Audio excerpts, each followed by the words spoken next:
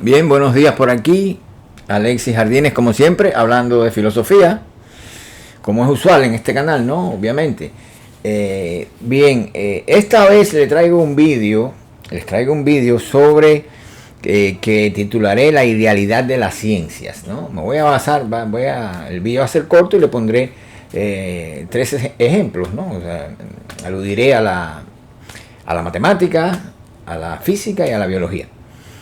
Entonces, ¿cuál es el objetivo de este vídeo? Bueno, es que quiero prepararlos a ustedes porque el proyecto que tengo es hacer un vídeo sobre la computación cuántica. Entonces, esto es a modo preparatorio, ¿verdad? Vendrán dos vídeos anteriores y en ese tercer vídeo que haré, será ya directo al tema, ¿no? De la computación cuántica. Hablaré primero de la idealidad de la ciencia, luego irá un vídeo sobre el concepto einsteiniano del espacio y el tiempo, del espacio-tiempo. Me voy a ir acercando a Einstein, a la teoría de Einstein, de manera que pueda ir sentando las bases para comprender la famosa paradoja EPR, ese artículo del 35, donde Einstein sencillamente, junto con Podolsky y Rosen, proponen este experimento mental que ha conducido al entrelazamiento cuántico, que a su vez es el soporte mecánico cuántico, diríamos, de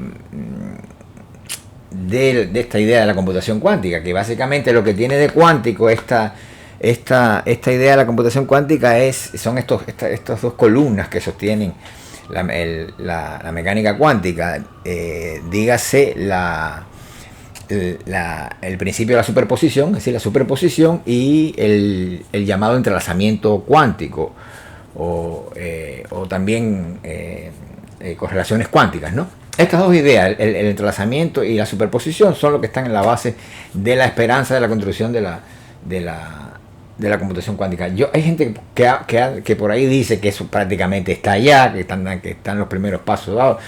Yo realmente no me puedo creer eso, por eso le voy a dedicar un vídeo.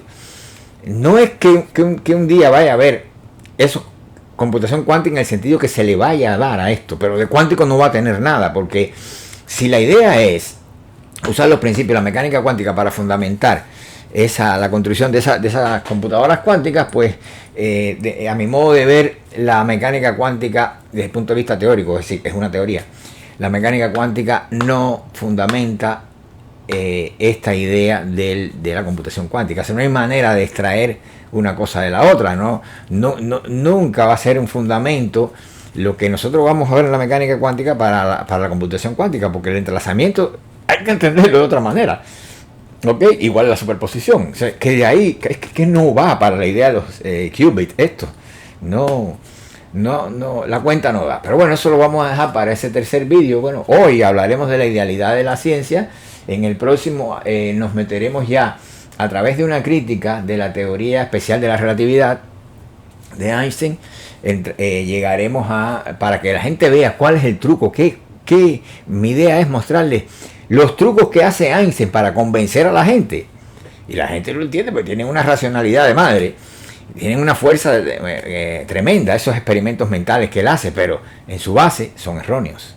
Entonces esto ha conducido, esa manera que él tiene, esa agilidad que él tiene para crearse estas invenciones, para inventar estos experimentos mentales, pues ha conducido, obviamente, ese poder que él tiene para eso, lo usó para construir la llamada paradoja EPR, ¿verdad? Pero también la gente se ha cegado con eso.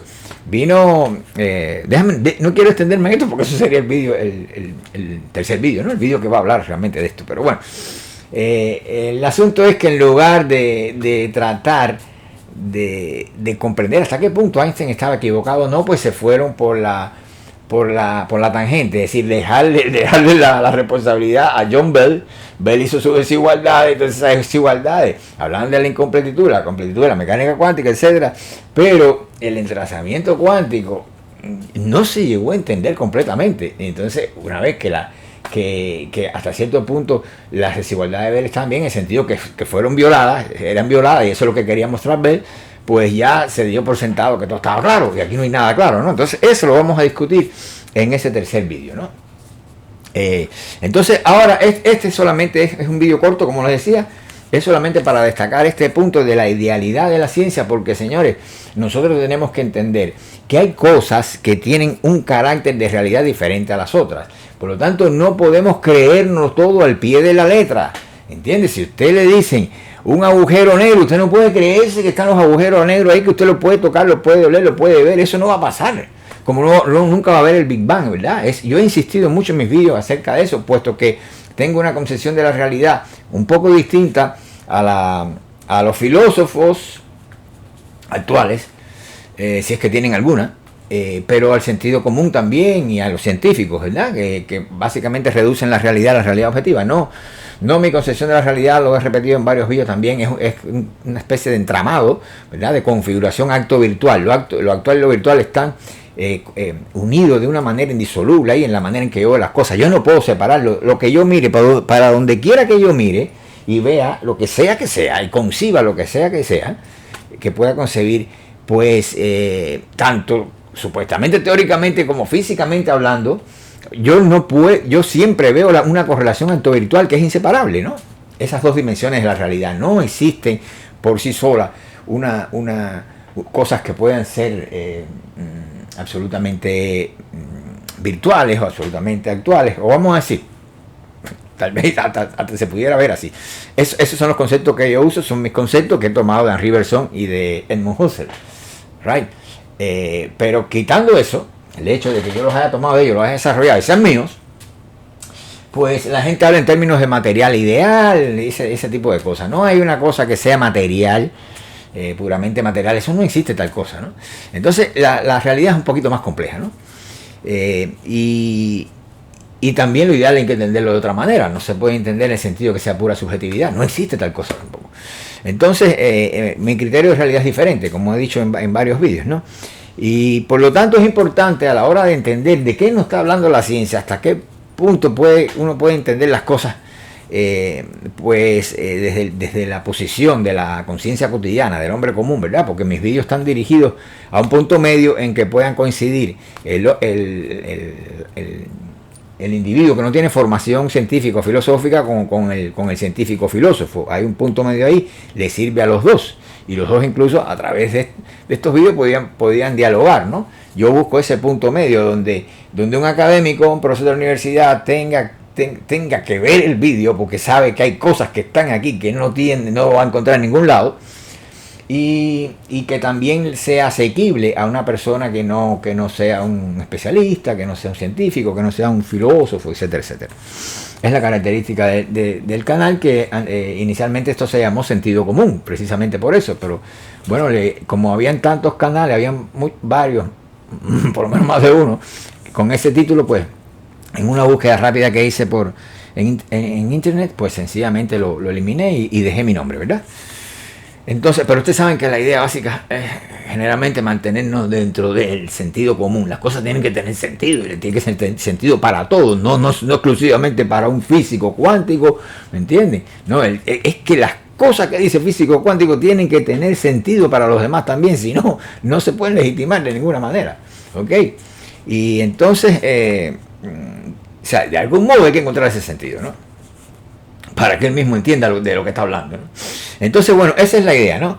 Yo les quería citar nada más 3 ejemplos del carácter de idealidad que tiene la ciencia. ¿Y por qué? Ustedes me preguntarán, pero bueno, ¿y qué tiene que ver que tenga esa idealidad la ciencia? Que sí, que sé cuándo. Bueno, hay gente que dice que la ciencia es materialista, ya por ahí sabe que eso está eliminado, ¿no? Estoy hablando de la idealidad de la ciencia. ¿Esto es bueno o esto es malo? ¿Qué tiene que ver esto?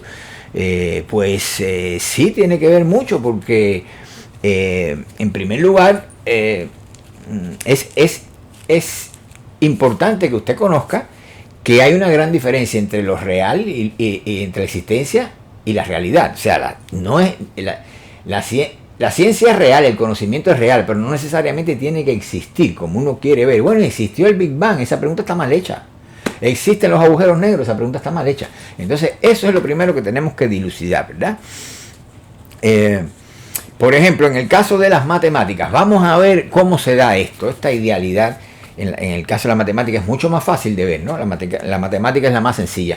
Pero piensen solamente en esto, en los números. Vamos a ver los números, ¿no? ¿Qué son los números? Bueno, los números son unidades, son entes abstractos. Usted no puede oler un número, no lo puede tocar, ¿verdad? En ese sentido, pero si existen los números, bueno, los números son reales, pero no, porque tienen una peculiar realidad de conocimiento, ¿verdad? Es lo que veíamos realidad virtual, pero no quiere decir que existan. Entonces, ¿por qué no existen? No pueden existir. Bueno, es una cosa contradictoria, ¿verdad? Son, como decía, son unidades, son entes abstractos y símbolos que sustituyen las relaciones y sustituyen a las cosas. Esos son los números, ¿no? Hablando, dicho en muy pocas palabras. Vamos a tomar un ejemplo. El caso, creo que tengo un vídeo de los primeros vídeos que yo hice. Yo incluso saqué estaba hablando, no sé cuál era el motivo del vídeo, ni el título, ni nada, pero recuerdo que mostré unas mandarinas y les expliqué la percepción primitiva de una mandarina para que vieran la diferencia, ¿no?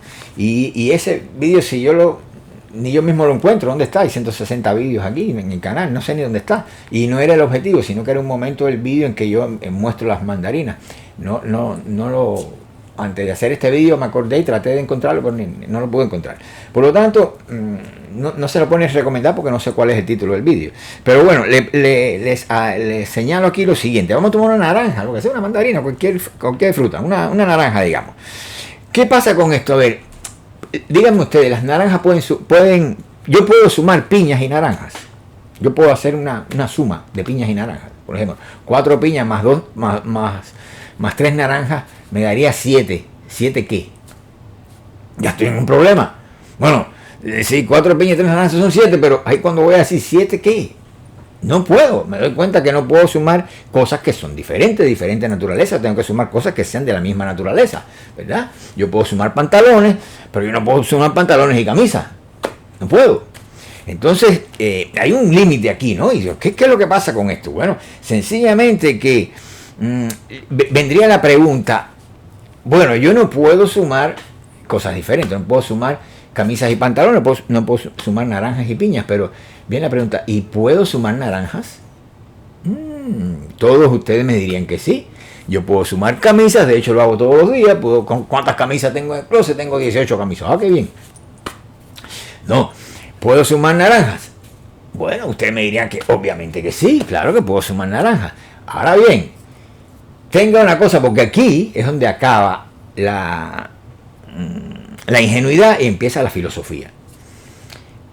Entiende una cosa, usted tiene un tipo de mentalidad específico, tiene un tipo de percepción muy específico, y usted, dada esa percepción que tiene producto de la mentalidad que usted tiene, pues usted puede sumar naranja y no le parece nada extraño, ¿verdad? Le parece una cosa muy normal.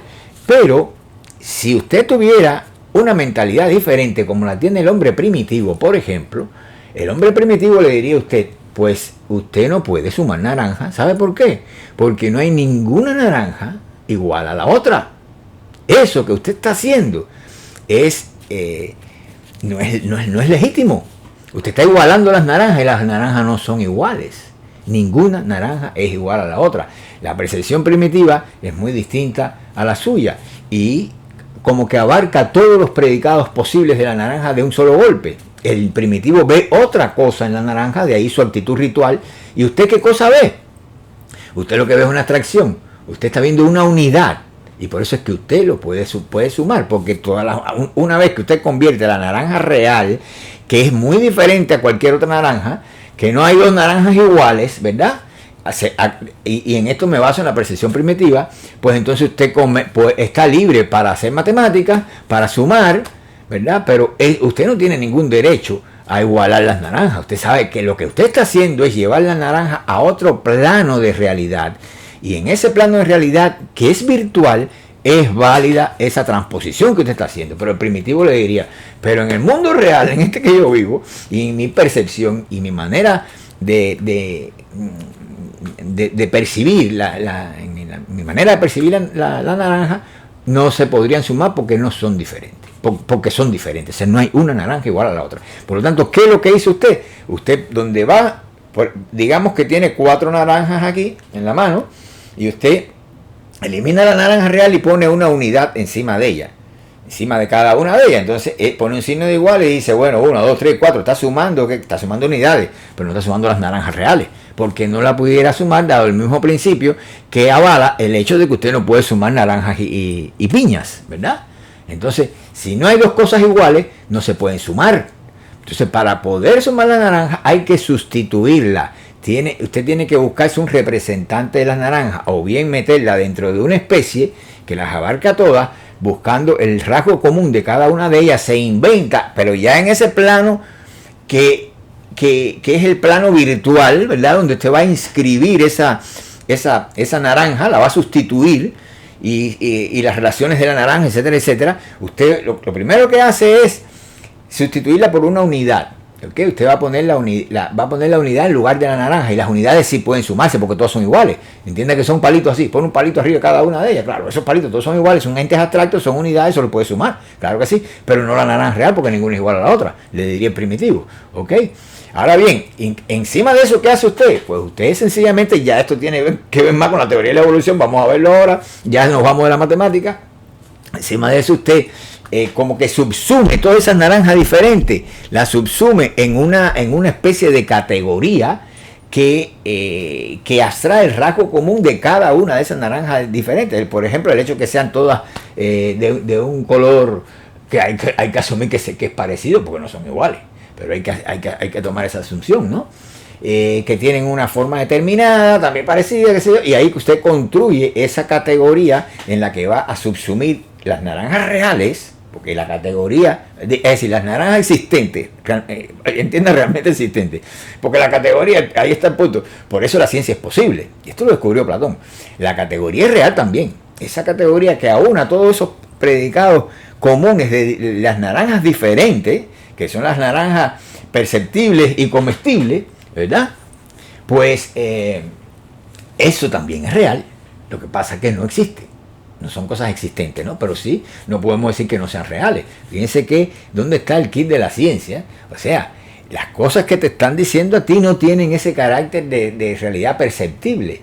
Pero, diríamos en mecánica cuántica que no es un observable, ¿no? Pero sí, no pudiéramos decir, de acuerdo a mi concepción, la que yo fundamento, mi manera de entender la realidad, y que obviamente recojo lo mejor de la filosofía, y en este caso también Platón,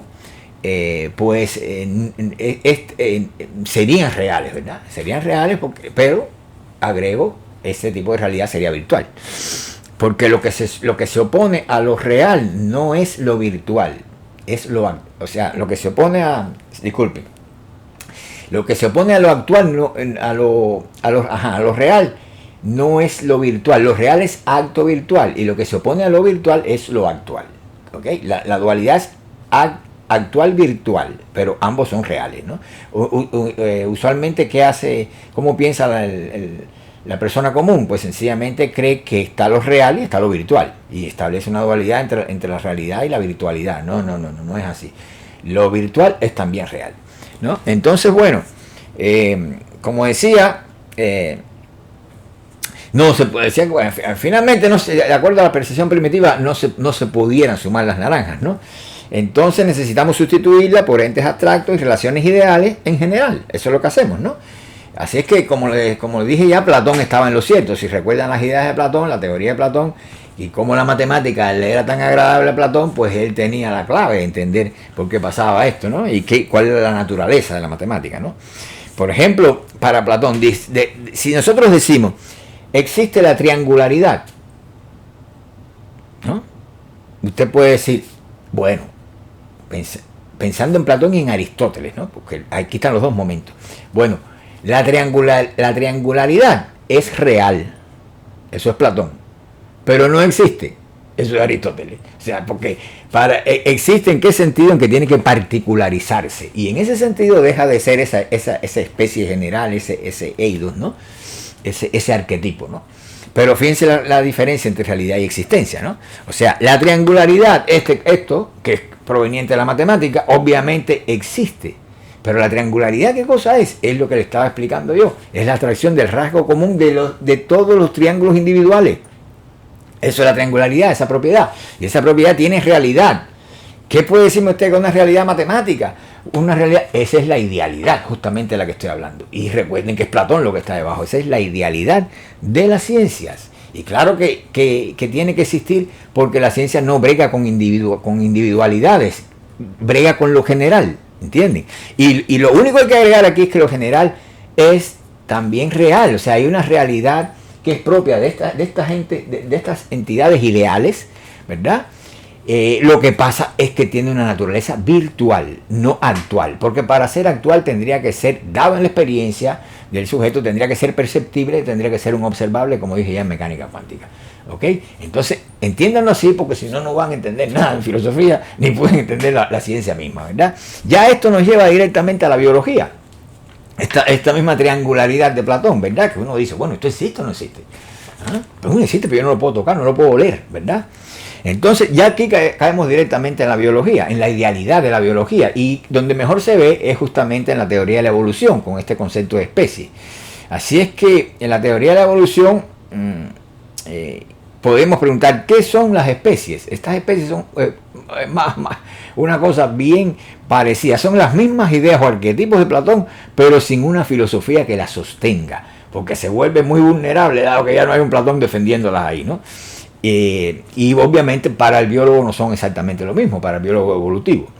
No existen en la naturaleza las especies, en tanto especies, eso no existe.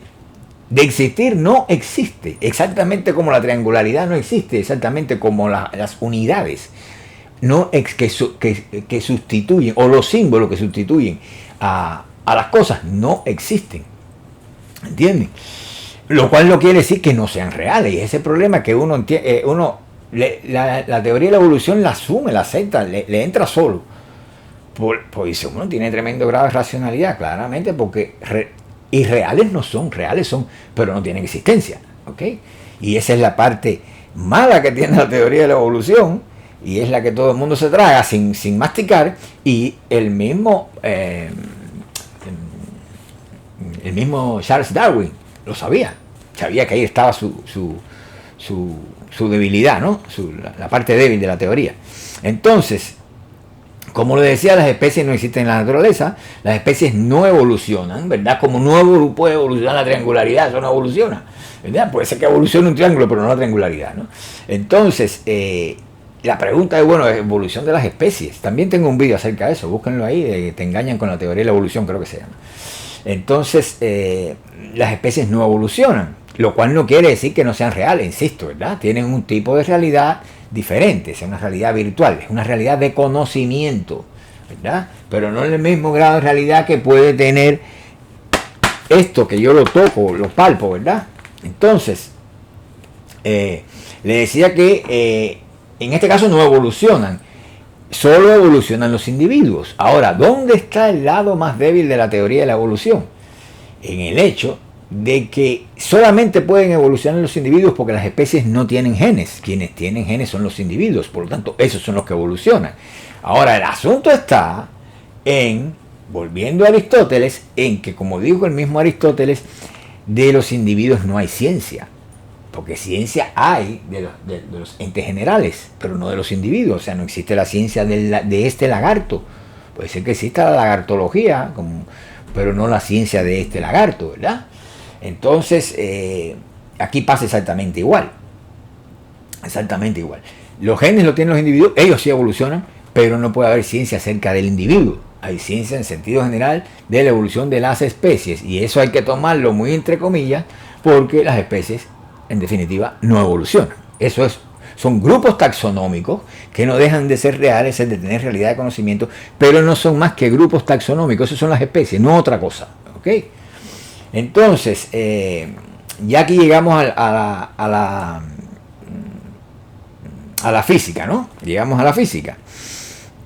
La física, por ejemplo, se construye sobre masas y trayectorias dinámicas. ¿Y qué pasa con estos conceptos, ¿no? En primer lugar, de acuerdo a mi manera de ver las cosas, la masa solo aparece en estado de reposo, la masa solo aparece cuando hay interacción, cuando hay colisiones, etcétera, etcétera. Cuando un cuerpo se mueve, se desmaterializa, se desgeometriza. No está en ningún lugar durante el movimiento y por lo tanto no podemos hablar de que ese cuerpo exista. Que es real, claro que es real, pero tiene otra vez su realidad está en otro plano, que es en el plano de la virtualidad, ¿verdad?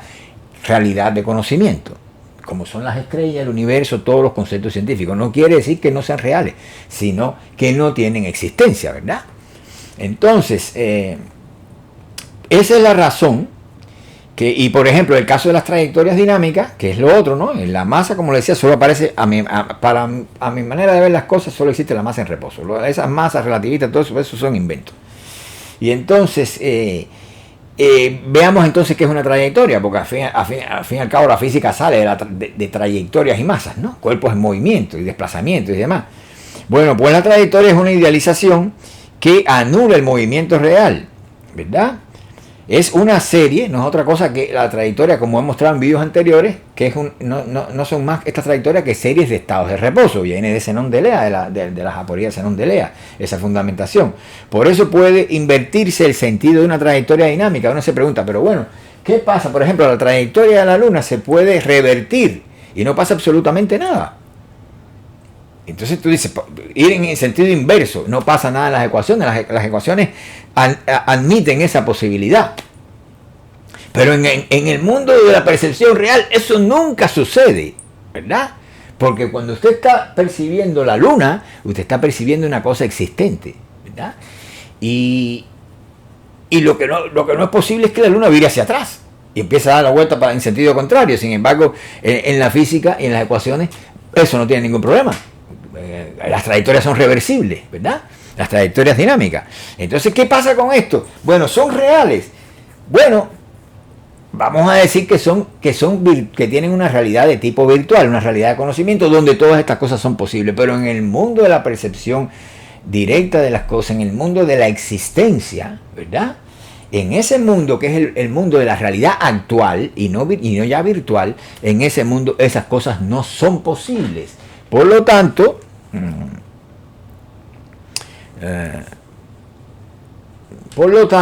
déjenme decirle cuál es la conclusión.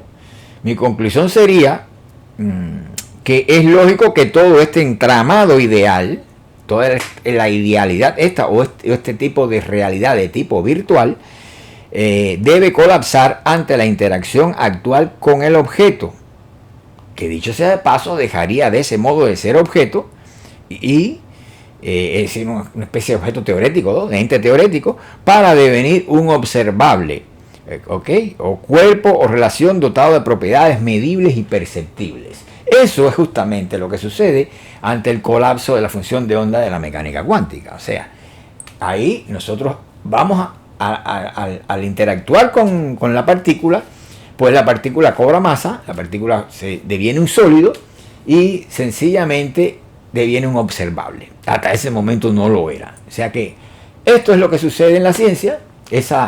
Si ustedes no